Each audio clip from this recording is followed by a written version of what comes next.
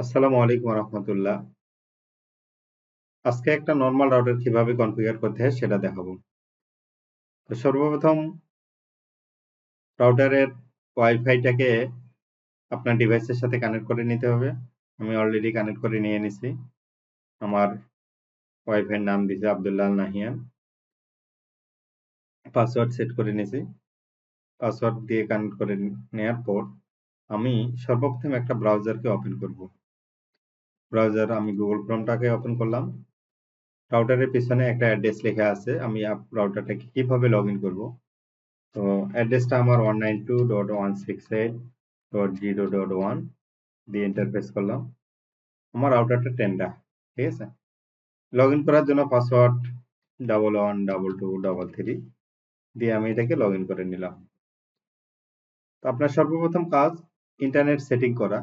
Internet সেটিংয়ে click করবেন। আপনাকে আইএসপি থেকে যে অ্যাড্রেসটা দিছে এই অ্যাড্রেসটা এখানে বসানো। যদি সেটা পিপিও হয় তাহলে পিপিও কানেকশনের জন্য তারা ইউজার আইডি এবং পাসওয়ার্ড দিবে। যেমন আমার এখানে দেখতে পাচ্ছেন আমাকে ইউজার আইডি একটা দিছে এবং তার একটা পাসওয়ার্ড এখানে দিয়ে দিছে। তো আপনার যদি স্ট্যাটিক আইপি হয় তাহলে স্ট্যাটিক আইপিতে ক্লিক করবেন এবং এখানে অ্যাড্রেসটা বসাবেন। যেমন আমি একটা অ্যাড্রেস বসাইছি, সি ক্লাসের সাবনেট মাস্ক একটা বসাইলাম, ডিফল্ট গেটওয়ে একটা বসাইলাম, ডিএনএস একটা বসাইলাম, অল্টারনেটিভ ডিএনএস একটা বসে আমি ওকে দিয়ে দেবো। এটা গেল সর্বপ্রথম কাজ, যে আইএসপি যেই আপনাকে ইউজার আইডি হোক অথবা আইপি অ্যাড্রেস হোক যেটাই দিক সেটা এখান থেকে কি কানেক্ট করে নেবেন। নেয়ার পরে আপনার কাজ হচ্ছে আপনি ওয়াইফাই নামটা কি দিবেন।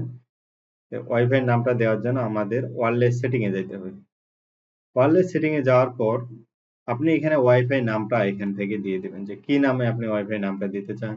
যেমন আমি আব্দুল্লাহ নাহিয়ান নামটা দিয়ে দিছি এবং এখান থেকে পাসওয়ার্ডটা কি পাসওয়ার্ড দিতে চান এই পাসওয়ার্ডটা এখানে কি দিয়ে রাখবেন, ঠিক আছে। তারপর আপনি যদি এটাকে হাইড করতে চান তাহলে এখানে লেখা আছে দেখেন হাইড ওয়াইফাই। তার মানে এই ওয়াইফাইটা সবসময় হাইড থাকবে, কেউ এটাকে খুঁজে পাবেন। এরপর আমরা ওকে দিব এবং রাউটারটা সর্বশেষ রিস্টার্ট দিব। রিস্টার্ট দেওয়ার জন্য আমাদের অ্যাডমিনিস্ট্রেটরে ক্লিক করতে হবে। একটু মাউস স্ক্রল করে নিচের দিকে আসবেন, এখানে লেখা আছে রিবোর্ট রাউটার। রিবোর্টে ক্লিক করলে আপনার রাউটারটা রিস্টার্ট হবে, ঠিক আছে। তো রিস্টার্ট দেওয়ার পর আপনার কাজ শেষ। আমি একবার দিয়ে দিলাম ওকে, সেভ দিলাম।